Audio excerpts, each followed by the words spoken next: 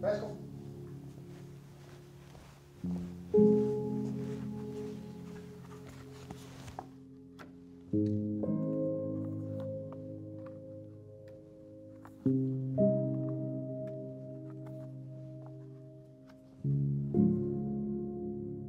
I Danmark er der over 1 million voksne, som lever med smerter, som har varet mere end i 3 måneder.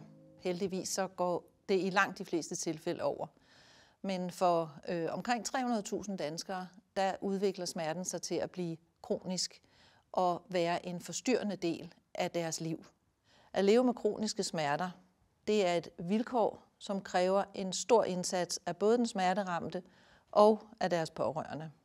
Og et af de første skridt i processen at lære at leve med det og være med det, det er at forstå, hvad det er, der foregår i kroppen. Jeg hedder Gitte Handberg, og jeg er overlæge og smertespecialist.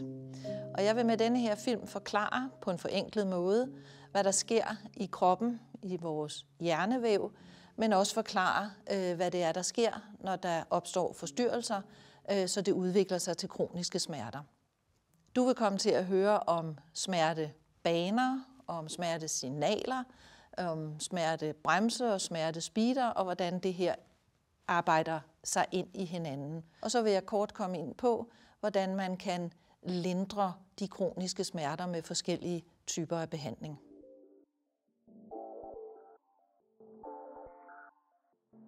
Hvis du lever med kroniske smerter, så har du måske haft tanken, at det kunne være rart, at du slet ikke havde nogen smertesans. Men det er faktisk vigtigt for menneskers overlevelse, at vi kan mærke smerte. Hvis du slår dig eller brænder dig, så bliver din opmærksomhed fanget af det område, der gør ondt. Og først når smerten begynder at lægge sig, så vil du igen kunne interessere dig for andre ting. Den type af smerte kalder vi akutte smerter. Hvis et menneske bliver født uden at kunne mærke smerte, så bliver det ikke så gammelt. Det overlever simpelthen ikke. Akutte smerter, de er altså vigtige for selve vores overlevelse. Men når smerter bliver kroniske, så vil din energi og din opmærksomhed blive brugt på smerten, og du vil være ude af stand til at tage andre ting ind og nyde dit liv.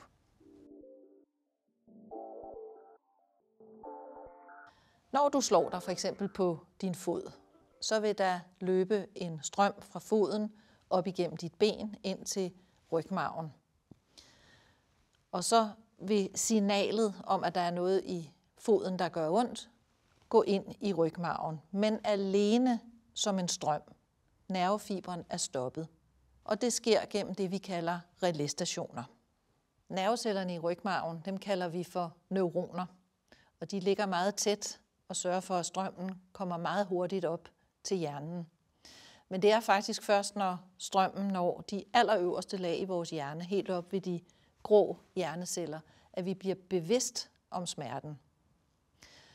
Når du slår dig, og der opstår smerte, så er det det, vi kalder akut smerte.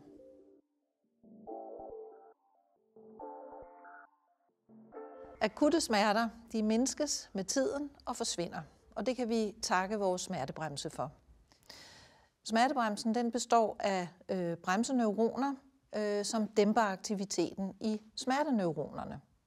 Efterhånden som balancen mellem signalerne og bremsen forskydes til fordel for smertebremsen, så forsvinder smerten. Men hvis smertebremsen mister sin styrke, så kan smerterne udvikle sig til både at være langvarige eller eventuelt kroniske. For nogle mennesker, der er det medfødt, at smertebremsen ikke er så stærk, som den er hos de fleste. Det er altså en arveligt betinget svækkelse. Hos andre, der er det en svækkelse, som opstår på grund af overarbejde i smertebremsen. Det kan for eksempel være langvarige smerter efter en tennisalbue eller et hold i ryggen, som sætter smertebremsen på overarbejde, og som gør, at den efterhånden mister sin styrke.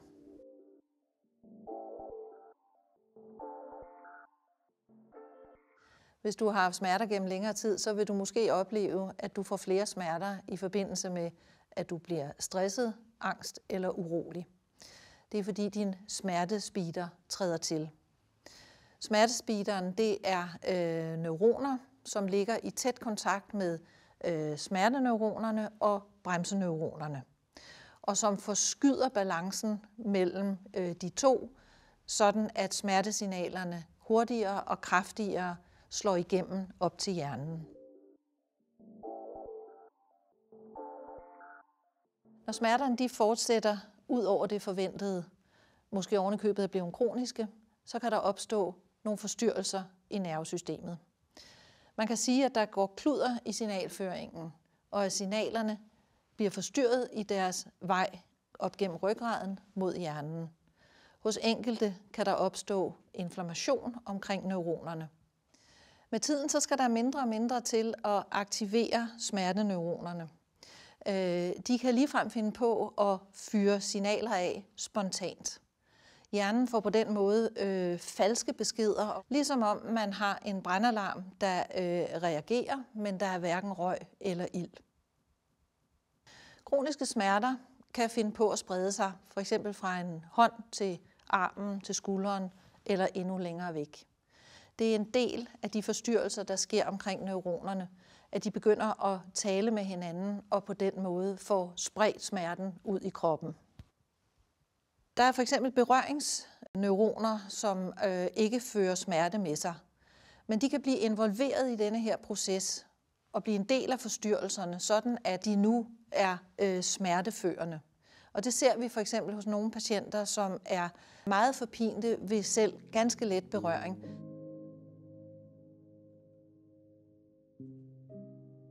Endvidere så kan der ske nogle forstyrrelser omkring relæstationerne, hvor de stoffer, som transporterer signalerne fra ude i kroppen og ind til rygmarven, simpelthen tyndes ud. De bliver for få. Og det er et af de mulige områder, vi har at tilbyde noget behandling på. Vi kan give noget behandling, som igen øger koncentrationen af signalstofferne.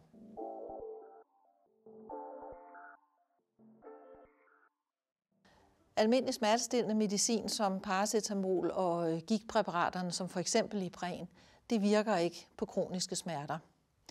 Man kan bruge nogle af de antidepressive stoffer til at styrke smertebremsen. Og så kan man til de forstyrrelser, der er mellem neuronerne, forsøge at lægge en dæmper på med stoffer, som også er indregistreret til krampesygdommen epilepsi. Morfin og morfinlignende stoffer, de virker både på smertebremsen og ved at dæmpe forstyrrelserne. For alle stofferne gælder det, at der er mange bivirkninger forbundet med behandlingen, og at behandlingen ofte ikke virker ud over nogle få måneder. Det er meget mere langsigtet at lære at leve med sine smerter. Det letter simpelthen presset på smertespeederen, og smerterne vil med tiden aftage. Viden, accept, afspænding og meditation kan være lige så smertestillende som et hvilket som helst præparat. Og der er ingen bivirkninger forbundet med det, og det er en langtidsholdbar behandling. Hvis du vil vide mere om kroniske smerter, både som patient og som pårørende, så hjælper vi dig videre inde på smerteinfo.dk, hvor der er artikler, øvelser, der er gode råd og tips og tricks til at lære at leve med kroniske smerter.